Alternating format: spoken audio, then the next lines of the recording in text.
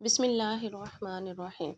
حضرت جبرائیل علیہ السلام نے حضرت محمد صلی اللہ علیہ وآلہ وسلم سے فرمایا، جو شخص روزانہ یہ کلمہ پڑھتا رہے۔ محترم ناظرین، دنیا کی زندگی چند سانسوں کا سفر ہے، نہ معلوم کون سا لمحہ آخری ہو، نہ معلوم کون سی نماز ہماری نجات کا سبب بن جائے۔ رزق، بیماری، اولاد، پریشانیاں، ناکامیاں اور گناہوں کا بوجھ اس کے دل کو تھکا دیتا ہے، مگر اللہ تعالیٰ نے اپنے بندوں کے لیے رحمت کے ایسے دروازے کھول رکھے ہیں جن کے ذریعے وہ تھوڑی سی محنت اور چند لمحوں کی عبادت سے اپنی دنیا بھی سنوار سکتے ہیں اور آخرت بھی۔ اسلام دین فطرت ہے اور اس کی بنیاد اللہ تعالیٰ کی یاد، ذکر اور اس کے محبوب نبی کریم صلی اللہ علیہ وآلہ وسلم کی تعلیمات پر قائم ہے۔ انسان جب اس دنیا میں آتا ہے تو وہ بے بس اور کمزور ہوتا ہے، اور جب دنیا سے جاتا ہے تو بھی اسی طرح محتاج ہوتا ہے۔ زندگی کے اس سفر میں سب سے بڑی ضرورت اللہ تعالیٰ کی رحمت، مغفرت اور حفاظت ہے۔ یہی وجہ ہے کہ قرآن پاک اور احادیث مبارکہ میں ایسے اذکار اور کلمات کی بے شمار فضیلت بیان کی گئی ہے جو انسان کو دنیا اور آخرت دونوں میں کامیابی عطا کرتے ہیں۔ انہی مبارک اذکار میں ایک ایسا کلمہ بھی ہے جس کے بارے میں بیان کیا جاتا ہے کہ اگر کوئی شخص اسے روزانہ پابندی سے پڑھتا رہے تو اس کے جنازے میں ہزاروں فرشتے شریک ہوتے ہیں۔ یقیناً یہ ایک بہت بڑی خوشخبری ہے، لیکن اس کے ساتھ ساتھ ضروری ہے کہ ہم اس بات کو بھی سمجھیں کہ دین اسلام میں کسی بھی عمل کی فضیلت قرآن و حدیث کی روشنی میں ہی معتبر ہوتی ہے۔ قرآن پاک میں اللہ تعالیٰ نے بار بار ذکر الہی کی اہمیت کو بیان فرمایا ہے۔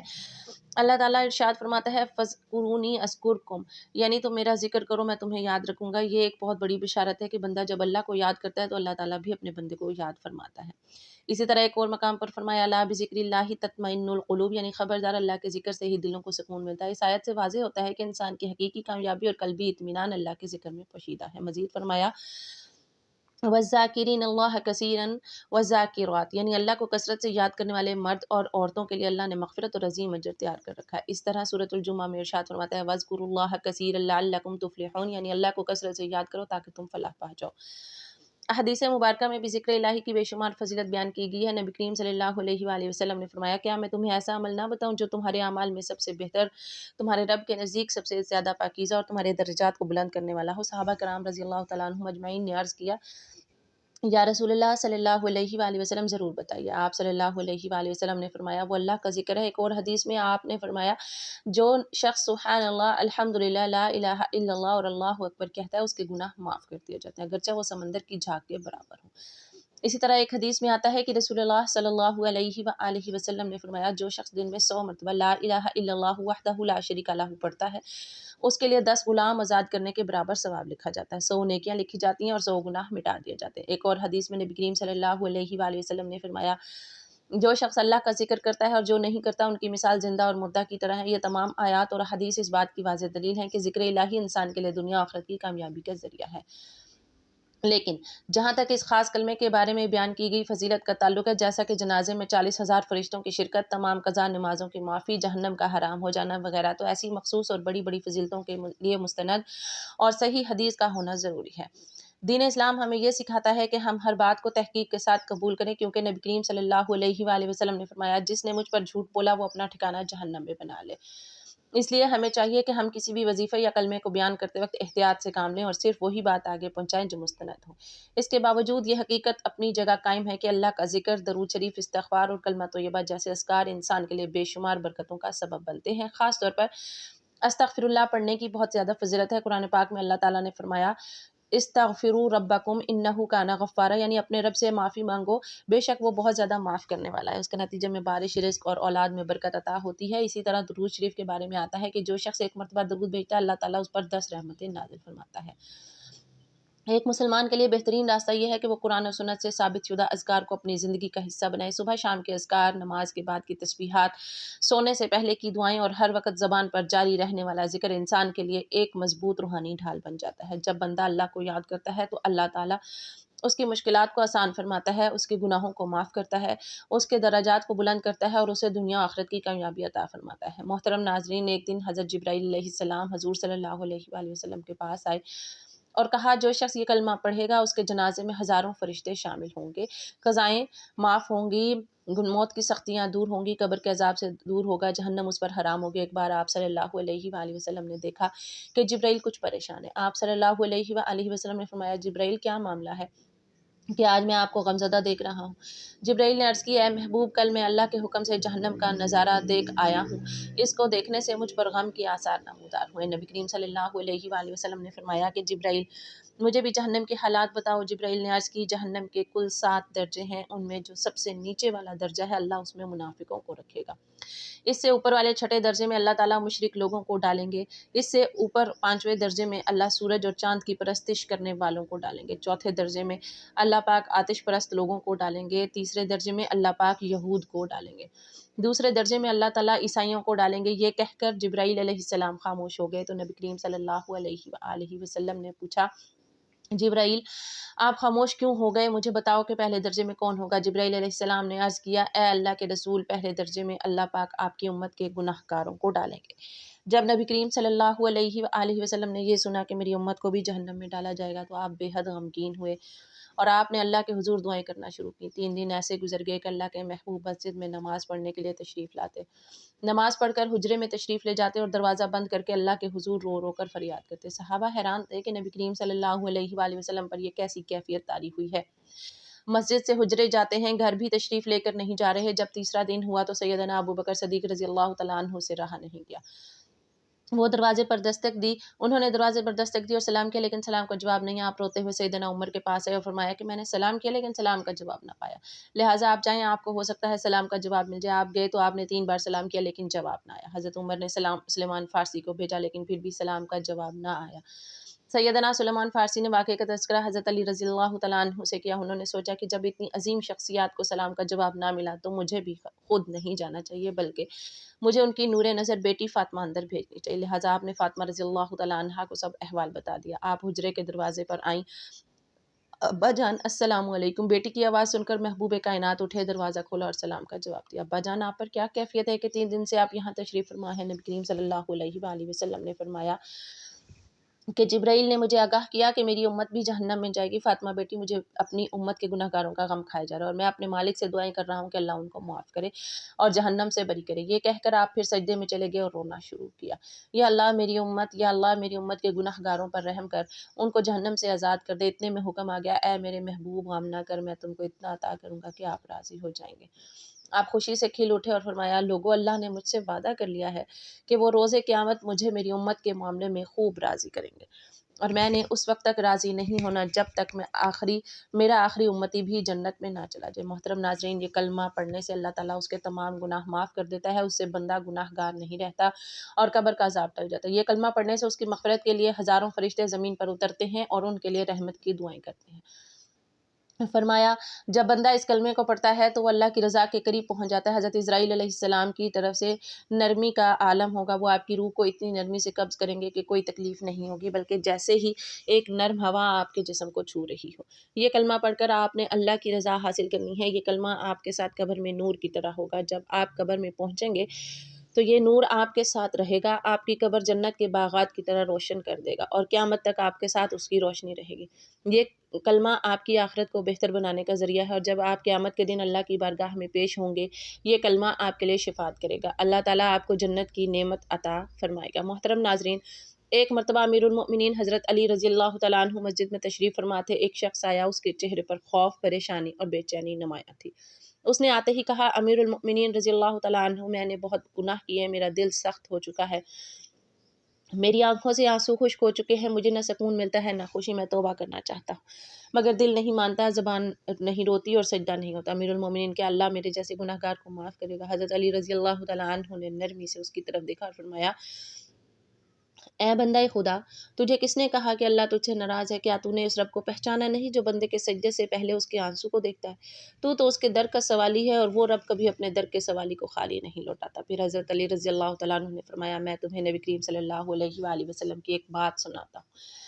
آپ صلی اللہ علیہ وآلہ وسلم نے فرمایا تھا جب بندہ میرے در پر آتا ہے اور روتا ہے تو میں فرشتوں سے کہتا ہوں گواہ رہو یہ میرا وہ بندہ ہے جس نے مجھ سے حیا کرتے ہوئے تنہائی میں مجھے پکارا ہے، میں نے اس کی فریاد سن لی، میں نے اس کے گناہ معاف کر دیے۔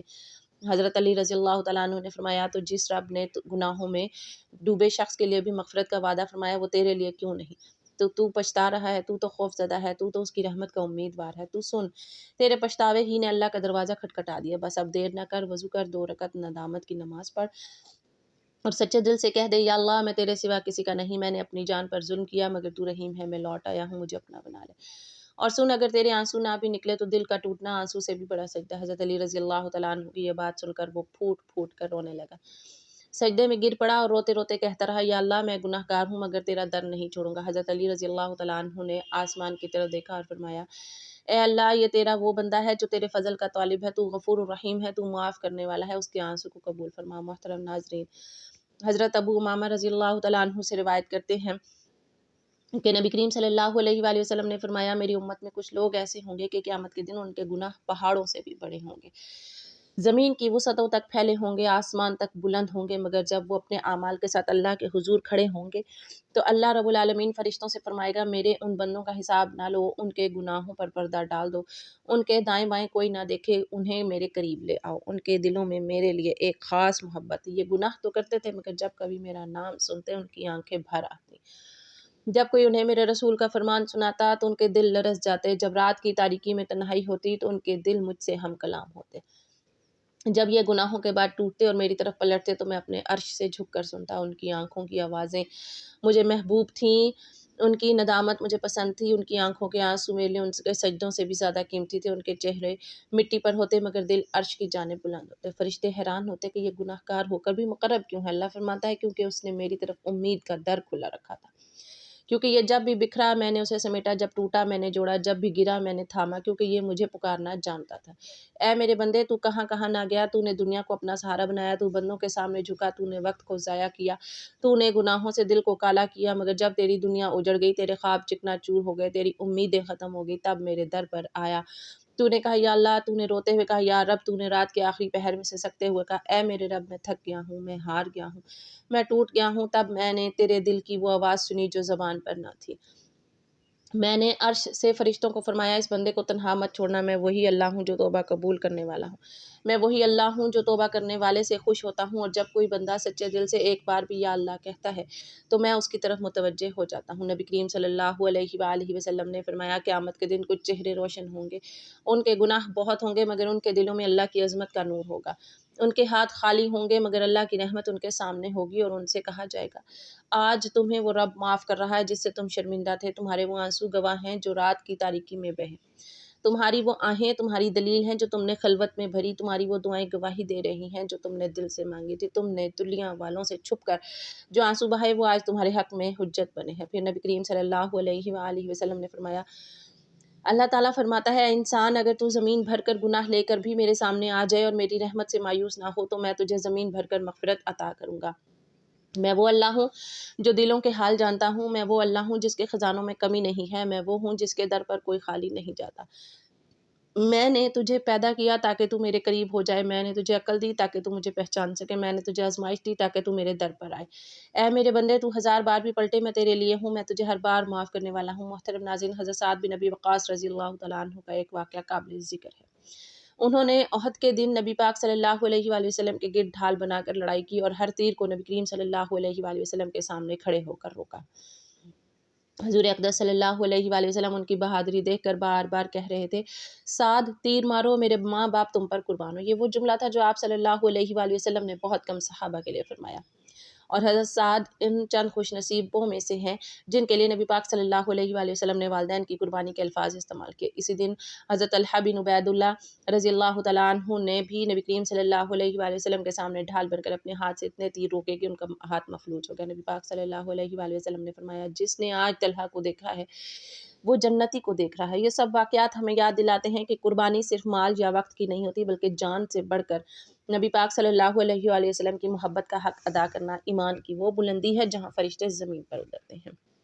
صحابہ اکرام رضی اللہ تعالیٰ عنہ کی زندگیاں صرف تاریخ نہیں بلکہ وہ عملی قرآن پاک پر عمل کرنے والے تھے، ان کے واقعات آج بھی ہمیں جھنجھوڑتے ہیں کہ ہم کیا کر رہے ہیں نبی کے دین کے لیے، ان کے طریقے کے لیے، ان کی مشن کے لیے، اور کب ہم نے اپنی نیند، اپنی خواہش، اپنی زندگی سے غافل ہو کر اللہ کے دین کے لیے وہ جذبہ لائیں گے جو صحابہ اکرام رضی اللہ تعالیٰ عنہ اجمعین نے دکھایا تھا۔ محترم ناظرین، حضرت عبداللہ بن بریدہ رضی اللہ تعالیٰ عنہ روایت کرتے ہیں کہ نبی کریم صلی اللہ علیہ وآلہ وسلم نے فرمایا جو شخص یہ کلمہ پڑھے گا اس کی دعائیں ضرور قبول ہوں گی، اور جو شخص دن میں 100 مرتبہ یہ کلمات کہہ دے اللہ تعالیٰ اس کے تمام گناہ معاف کر دیتا ہے چاہے وہ سمندر کی جھاگ کے برابر ہو۔ یہ کلمہ پڑھنے سے اس کی مغفرت کے لیے ہزاروں فرشتے زمین پر اترتے ہیں اور ان کے لیے رحمت کی دعائیں کرتے ہیں۔ جب بندہ ان کلمات کو پڑھتا ہے تو وہ اللہ کی رضا کے قریب پہنچتا ہے۔ حضرت اسرائیل علیہ السلام کی طرف سے نرمی کا عالم ہوگا اور آپ کی روح کی اتنی نرمی سے قبض کریں گے کہ کوئی تکلیف نہ ہوگی، بلکہ جیسے ایک نرم ہوا آپ کے جسم کو چھو رہی ہو۔ جب آپ قبر میں پہنچیں گے تو یہ نور آپ کے ساتھ ہوگا، آپ کی قبر کو جنت کے باغات کی طرح روشن کر دے گا اور قیامت تک آپ کے ساتھ یہ روشنی رہے گی۔ یہ کلمہ آپ کی آخرت کو بہتر بنانے کا ذریعہ ہے، اور جب قیامت کے دن اللہ کی بارگاہ میں پیش ہوں گے تو یہ کلمات آپ کے لیے شفاعت کریں گے۔ اللہ تعالیٰ آپ کو ان کلمات کی برکت سے جنت کی نعمت سے سرفراز فرمائے گا۔ وہ موت کی سختی سے دور ہوگا، قبر کے عذاب سے دور ہوگا، جہنم اس پر حرام ہوگی، جنت اس پر واجب ہوگی۔ ابن سعد بہقی نے روایت کی ہے کہ ہم مقام تبوک میں ایک دن حضور اقدس صلی اللہ علیہ وآلہ وسلم کی خدمت اقدس میں تھے۔ سورج نکلنے کا وقت تھا کہ سورج وہ غریب چمک دمک اور حیرت انگیز روشنی اور شعاؤں کے ساتھ نکلا۔ آج کی روشنی ہر دن کی روشنی سے نئی نرالی پر نور، اس سے پہلے کبھی اس طرح سورج طلوع ہوتے نہیں دیکھا۔ ہم سب دیکھ کر تعجب کر رہے تھے کہ اسی وقت حضرت جبرائیل امین علیہ السلام بارگاہ رسالت میں تشریف لائے۔ حضور اکرم صلی اللہ علیہ وآلہ وسلم نے فرمایا، اے جبرائیل، آج کیا بات ہے جو سورج اس آب و تاب کے ساتھ طلوع ہو رہا ہے؟ اس سے پہلے ایسا نہیں دیکھا۔ جبرائیل نے عرض کیا، اس کی وجہ یہ ہے کہ آج معاویہ بن معاویہ، یہ بڑے صالح اور جلیل القدر صحابی تھے، جن کا مدینہ شریف میں انتقال ہو گیا ہے، تو اللہ تعالیٰ نے ہزاروں فرشتے ان کی نماز جنازہ پڑھنے کے لیے بھیجے ہیں۔ آپ نے فرمایا، یہ عزت و تکریم کس کے لیے کی گئی ہے؟ حضرت جبرائیل امین علیہ السلام نے عرض کیا کہ وہ بکثرت سورۃ اخلاص دن رات چلتے پھرتے اٹھتے بیٹھتے پڑھا کرتے تھے اور آپ کی شفاعت اس پر لازم ہوگی۔ اگر فرمائیں تو میں زمین کھینچ کر آپ کے سامنے کر دوں تاکہ آپ بھی ان کا جنازہ پڑھیں اور آپ کی دعائیں مستجاب سے مستفیض ہوں۔ حضور اکرم صلی اللہ علیہ وسلم نے فرمایا، بہتر حضرت جبرائیل علیہ السلام نے پر مار کر سب کچھ ہٹا دیا، کوئی چیز درمیان میں حائل نہ رہی، جنازہ آپ کے سامنے آ گیا۔ آپ نے ملاحظہ فرمایا اور 70,000 فرشتوں کی 2 جماعتیں صفے پیچھے لے کر نماز جنازہ ادا فرمائی۔ حضرت جبرائیل امین علیہ السلام نے حضور پاک صلی اللہ علیہ وآلہ وسلم سے عرض کیا کہ جو شخص یہ کلمات پڑھتا رہے گا اس کے جنازے میں ہزاروں فرشتے موجود ہوں گے، قضا نماز سب معاف ہوں گی، وہ موت کی سختی سے دور ہوگا، قبر کے عذاب سے دور ہوگا، جہنم اس پر حرام ہوگی اور جنت اس پر واجب ہو جائے گی۔ تو ناظرین محترم، یہ کلمات آپ کو جب جہاں جیسے وقت ملے آپ نے پڑھ لینے ہیں۔ اس کے لیے سب سے پہلے آپ نے حضور پاک صلی اللہ علیہ وآلہ وسلم کی ذات اقدس پر درود پاک کا نذرانہ پیش کرنا ہے۔ ایک بار ثواب کی نیت سے میرے ساتھ بھی درود پاک پڑھ لیں۔ اللہم صلی علی محمد وعلی آل محمد کما صلیت علی ابراہیم وعلی آل ابراہیم انک حمید مجید۔ اللہم بارک علی محمد وعلی آل محمد کما بارکت علی ابراہیم وعلی آل ابراہیم انک حمید مجید۔ درود پاک پڑھنے کے بعد آپ نے 21 مرتبہ سورۃ الاخلاص پڑھ لینی ہے۔ سورۃ الاخلاص قرآن مجید کی سب سے چھوٹی سورت ہے جو 4 آیات پر مشتمل ہے، جس میں اللہ تعالیٰ کی توحید و رسالت اور وحدانیت کو بیان کیا گیا، اور یہ صورت ہر کسی کو آتی ہے۔ ایک بار ثواب کی نیت سے میرے ساتھ بھی پڑھ لیں۔ بسم اللہ الرحمن الرحیم، قل هو اللہ احد اللہ الصمد لم یلد ولم یولد ولم یکن لہ کفوا احد۔ 21 مرتبہ سورۃ اخلاص پڑھنے کے بعد آپ نے ایک تسبیح سبحان اللہ والحمد للہ ولا الہ الا اللہ واللہ اکبر ولا حول ولا قوۃ الا باللہ العلی العظیم، اس کلمے کی مکمل ایک تسبیح پڑھنے کے بعد آپ نے 33 مرتبہ استغفر اللہ ربی من کل ذنب واتوب الیہ پڑھنا ہے، اور اس کے بعد آپ نے ایک مرتبہ سورۃ مزمل کی تلاوت کرنی ہے۔ آخر میں پھر آپ نے ایک مرتبہ درود پاک پڑھنا ہے جو شروع میں پڑھا تھا۔ اس کے بعد آخر میں آپ نے دعا کرنی ہے، اور دعا اس طرح سے کرنی ہے کہ میں اللہ سے اپنے تمام گناہوں کی بخشش مانگتا ہوں یا مانگتی ہوں جو میرا رب ہے اور اس کی طرف رجوع کرتا ہوں یا کرتی ہوں۔ اے پاک پروردگار، ہمارے تمام گناہوں کو معاف فرما، ہمیں ایسی زندگی گزارنے کی توفیق عطا کر جس زندگی سے تو راضی ہو جائے، ہمیں اطمینان قلب کی دولت سے مالا مال فرما، اور اپنی نعمتیں ہمارے اعمال کے حساب سے نہیں بلکہ اپنی رحمتوں کے حساب سے عطا فرما۔ یا اللہ، ہم تیری رضا میں راضی ہیں، ہمیں اسی پر قائم رکھ۔ اللہ رب العزت ہمارے عیب دانستہ اور نادانستہ گناہوں کوتاہیوں کو معاف فرماتے ہوئے ہم پر اپنا کرم فرما، ہماری مشکلیں پریشانیاں آسان فرما، ہم سب کے لیے آسانیاں فرما، اور ہمیں آسانیاں بانٹنے کی ہمت اور توفیق عطا فرما۔ یا رب، ہماری سب دعائیں اور حاجات اپنی شان کے مطابق قبول فرما، آمین یا رب العالمین۔ ناظرین، آخر میں یہ بات سمجھنا بہت ضروری ہے کہ دین میں اصل کامیابی اخلاص اور عمل میں ہے۔ صرف کلمات پڑھ لینا کافی نہیں بلکہ دل کی حاضری، یقین اور نیک اعمال بھی ضروری ہیں۔ اگر کوئی شخص سچے دل سے اللہ کا ذکر کرے، اپنے گناہوں سے توبہ کرے، نمازوں کی پابندی کرے اور سنت نبوی صلی اللہ علیہ وآلہ وسلم پر عمل کرے تو یقیناً اللہ تعالیٰ اس پر اپنی رحمتوں کے دروازے کھول دیتا ہے۔ اللہ تعالیٰ ہمیں کثرت سے اپنا ذکر کرنے والا، سچی توبہ کرنے والا اور نیک اعمال کرنے والا بنا دے، آمین۔ میری اللہ تعالیٰ سے دعا ہے کہ اللہ تعالیٰ ہمیں نیک اعمال کرنے کی توفیق عطا فرمائے۔ اللہ تعالیٰ نیکی کی بات کو سننے، سمجھنے اور اس پر عمل کرنے کی طاقت اور توفیق مرحمت فرمائے۔ جو مانگا مقدر فرمائے، جو نہیں مانگ سکے بن مانگے عطا فرمائے۔ اللہ تعالیٰ سے دست ادب دعا کرتے ہیں میرے تمام مسلمان بہن بھائیوں کو بروز قیامت حضور اقدس صلی اللہ علیہ وآلہ وسلم کی شفاعت نصیب فرمائے، آمین یا رب العالمین۔ ناظرین، گزارش ہے کہ اللہ تعالیٰ کے 99 ناموں میں سے کوئی ایک نام لکھ کر کمنٹس میں ضرور شیئر کریں۔ اللہ تعالیٰ ہم سب کا حامی و ناصر ہو، آمین۔ جزاک اللہ خیرن کثیرا۔